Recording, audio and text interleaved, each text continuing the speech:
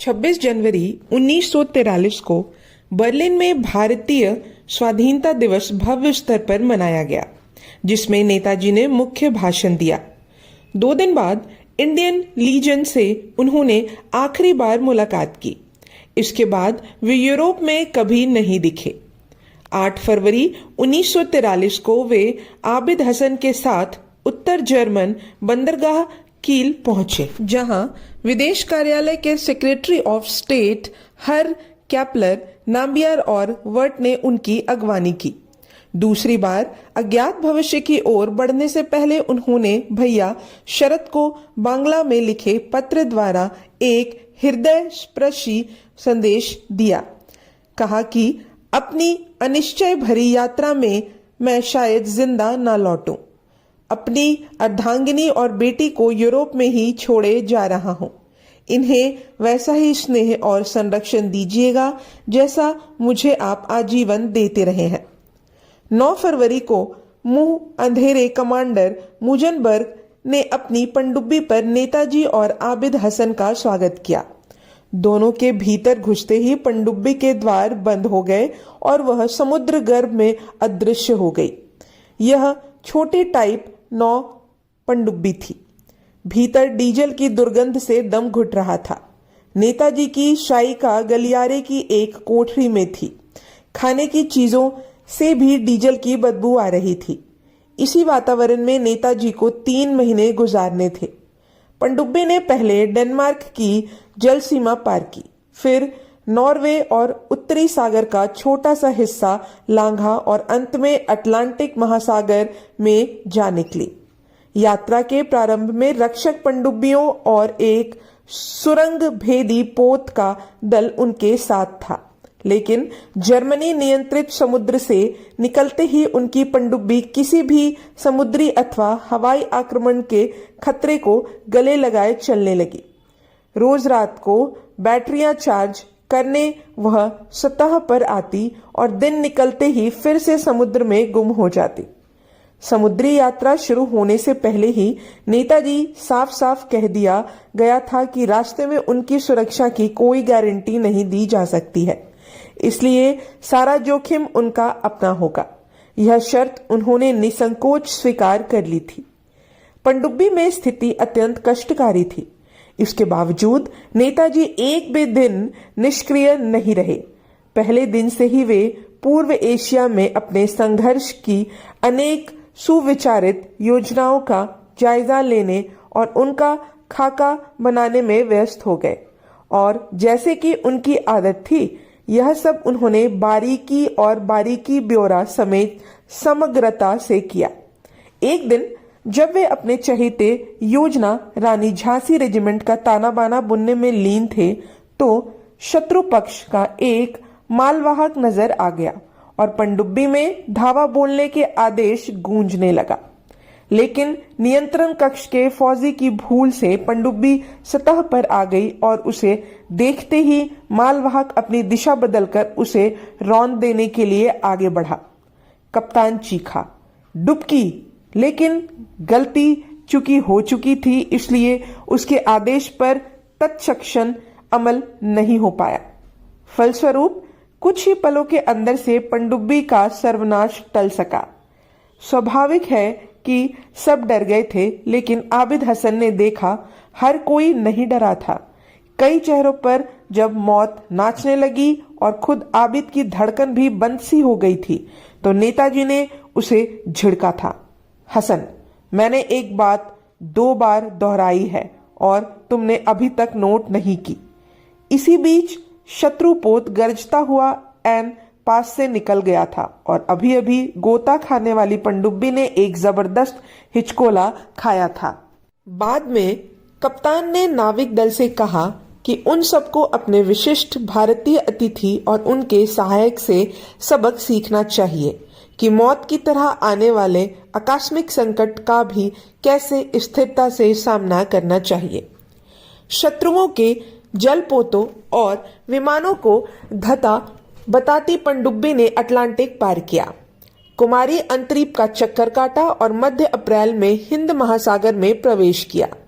नेताजी को आगे ले जाने वाली जापानी पनडुब्बी से जर्मन पनडुब्बी का मिलन दक्षिण पश्चिमी मैडागास्कर से करीब 400 नॉटिकल मील दक्षिण में मोजाम्बिक चैनल में तय था। जापानी पनडुब्बी पेनांग से निर्धारित समय से करीब आधा दिन पहले वहां पहुंच गई थी। 129 टाइप इस पनडुब्बी का कमांडर था जुइची इजू। घंटों पानी में आवारागर्दी करने के बाद उसे गहराते अंधेरे में से उभरती जर्मन पनडुब्बी दिखी। दोनों को सूर्योदय तक प्रतीक्षा करनी पड़ी, लेकिन भोर होते होते समुद्र इतना क्षुब्ध हो उठा कि दोनों पनडुब्बियों का एक दूसरे के निकट आना असंभव हो गया। रेडियो संवाद में बेहद खतरा था। लाचार दो जर्मन समुद्र में कूद गए और तैरते हुए जापानी पनडुब्बी तक जा पहुंचे। दोनों पनडुब्बियों में अब हाथ हिला हिलाकर संकेत वार्ता तो होने लगी, मगर समुद्र और प्रचंड होता जा रहा था। अंत में दोनों जर्मन रबड़ के बड़े पर सवार हुए और नाव खींचने वाली एक मजबूत रस्सी से कांटा डालकर पनडुब्बी को घसीटने लगे।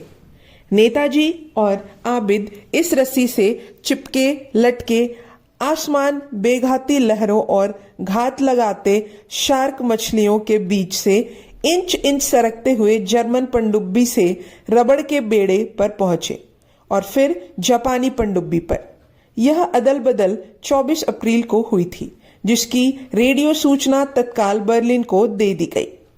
द्वितीय विश्व युद्ध के समूचे ज्ञात इतिहास में शत्रु के हवाई और समुद्री वर्चस्व वाले क्षेत्र में पनडुब्बी से पनडुब्बी पर यात्रियों के तबादले का यही एक दृष्टांत है। ब्रिटिश गश्ती समुद्र से निकल आने पर जापानी पनडुब्बी को रेडियो आदेश मिला कि यात्री सुमात्राई समुद्र तट से दूर उत्तर में अलग थलग टापू साबांग पर उतर दिए जाए। साबांग में नेताजी और आबिद को संगरोधक कैवराटियन टीके लगाकर कुछ दिन आराम कराया गया। फिर 13 मई 1943 को हवाई जहाज से टोक्यो पहुंचाया गया। दोनों वहां के प्रसिद्ध इंपीरियल होटल में ठहराए गए। लंबी पनडुब्बी यात्रा के दौरान एक तो नेताजी ने जापानी नेताओं से होने वाले साक्षात्कार की तैयारी की थी, दूसरी मन ही मन अपनी भावी मुख्य योजना पूर्व एशिया के विकराल एवं विषम भारतीय जनसमूह में से ब्रिटिश शक्ति से लोहा लेने में समर्थ एक सुसंगठित एवं अनुशासित सैन्य बल के निर्माण की समस्या सुलझा ली थी। नेताजी ने जापानी प्रधानमंत्री तोजो से शिखर वार्ता की तैयारी में पूरा 1 महीना बिताया। इस बीच वे जापानी सेना के सभी शाखाओं के तमाम महत्वपूर्ण अधिकारियों, महत्वपूर्ण राजनायिकों, कूटनायकों, बौद्धिकों तथा प्रतिष्ठित जननायकों से मिलते रहे। उन्होंने औद्योगिक संस्थानों, फर्मों, स्कूलों तथा विभिन्न सार्वजनिक उद्यमों का अवलोकन भी किया। कहते हैं कि मध्य जून 1943 में दोनों की पहली मुलाकात में प्रधानमंत्री तोजो पर बोस का जादू पूरी तरह छा गया और उसने नेताजी की अधिकांश मांगें मान ली। 2 मुलाकातों के बाद तोजो ने नेताजी का दायित्व संसद में आमंत्रित किया, जहां उनकी मौजूदगी में उसने संपूर्ण स्वाधीनता पाने की भारतीय लक्ष्य के प्रति बिना शर्त पूरे समर्थन की अधिकृत घोषणा की।